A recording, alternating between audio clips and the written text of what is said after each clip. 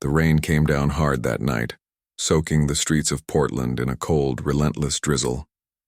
Ethan Blake, a single father of a 7-year-old boy, had just finished his second shift as a mechanic.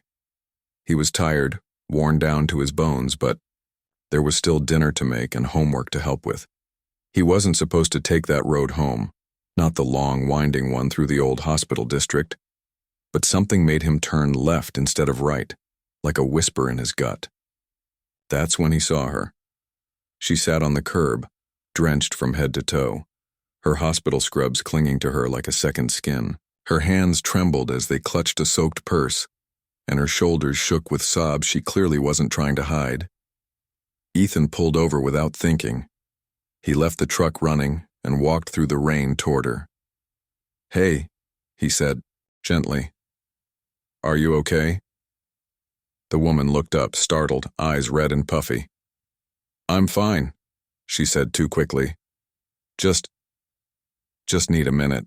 Doesn't look like fine," Ethan replied, kneeling beside her despite the water pooling in the street. "I'm Ethan. I've got dry seats and hot coffee in the thermos. No strings." She stared at him for a long moment. Maybe it was the exhaustion. Maybe it was the way he said it. Soft, like he meant it. She nodded. He helped her into the truck, turned the heat up, and handed her the coffee. "I'm Grace," she whispered. "I'm a nurse at County General." "Rough night?" he asked. She laughed bitterly, then covered her mouth, embarrassed. "Rough month. I lost a patient tonight, a little boy. I tried everything. I was the last one to hold his hand."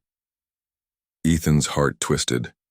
His son Caleb had been in and out of hospitals as a baby. He knew the wait nurses carried, how they gave pieces of themselves every shift.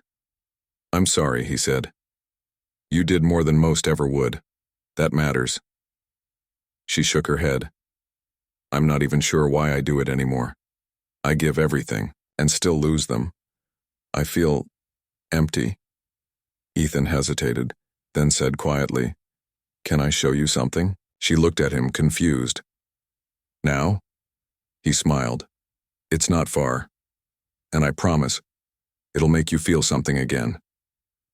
They drove 10 minutes to his modest apartment complex. Grace followed him inside, unsure, still dripping. He opened the door and a boy's voice called out, "Dad, you're home!" Caleb ran into the room, bright-eyed, wrapped in a blanket, dragging a stuffed dinosaur behind him. He paused when he saw Grace. Ethan ruffled his son's hair. "Buddy, this is Miss Grace. She's had a tough day." Caleb smiled and extended a hand. "Want to play dinosaurs with me? They always make me feel better." Grace knelt, tears welling, again. But this time they came from somewhere else. Not sorrow, something softer. Over the next hour, she laughed for the first time in weeks. She played with Caleb, helped him with his bedtime story, and even tucked him in. Later, as Ethan walked her to the door, she stopped. "Why did you do this for me? You don't even know me." He shrugged. "Because once a nurse like you stayed with my son all night while I sat in the hallway crying. She gave me hope when I had none. Maybe I've just been waiting for a chance to give that back." Grace's voice broke. "I don't even know what to say." "You don't have to say anything," Ethan said gently. "Just don't give up. The world needs people like you. Caleb needed you, even just tonight." Weeks passed. Grace started visiting more often.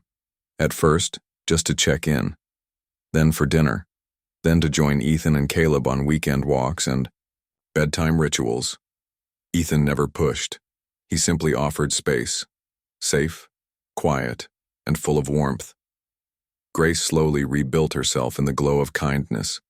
Found pieces she didn't know she'd lost. She smiled more, slept better, and she went back to work, stronger, steadier, and with a new light in her heart. And one day, after a long shift, she found a drawing Caleb had made taped to her locker. It showed the three of them, Caleb, Ethan, and her, standing beneath a bright sun. At the bottom in shaky child handwriting it said, "Miss Grace fixed my heart. Now she's part of it." The rain hadn't broken her.